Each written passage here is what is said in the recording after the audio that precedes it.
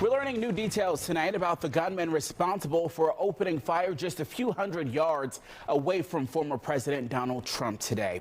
Federal authorities say the gunman is in custody. Fox 5's Eric Mock has been closely monitoring the developments throughout the day. Eric, scary situations. What have you learned? Absolutely. You know, this is the second attempt on former President Trump's life just in the last 2 months, and law enforcement has now identified this suspect as 58-year-old Ryan Wesley Routh. Now, we're still trying to figure out more about who he is, but this whole situation is raising questions about the security around the former president.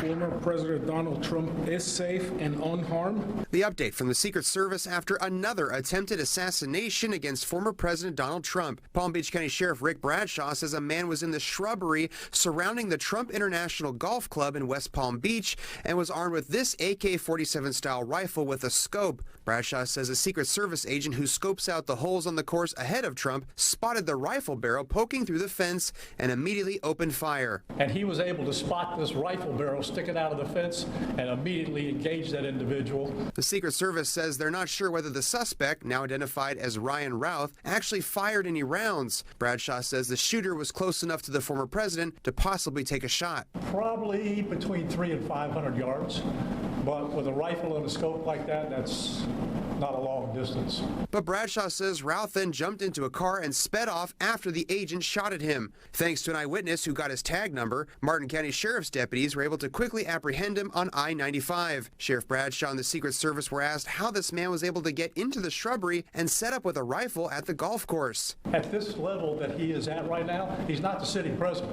If he was, we would have had this entire golf course around him. But because he's not, the security is limited to the areas that the Secret Service deems possible. The Secret Service says they have increased the protection around the former president after the first attempt on his life at a rally in Pennsylvania. The threat level is high. We have increased the amount of assets that we've supported, so we live in danger times. And the Palm Beach County Sheriff praised Secret Service agents repeatedly for thwarting the shooter, but some GOP leaders are already, questioning less than 2 months later after a bullet grazed the head of the former president. How was this gunman potentially in a position to take a shot at the Republican nominee? Now, the FBI has taken over the investigation and is now asking for any tips. Eric? Yeah, Eric, I think there are a lot of questions, and hopefully the FBI will help answer some of them. Thanks so much.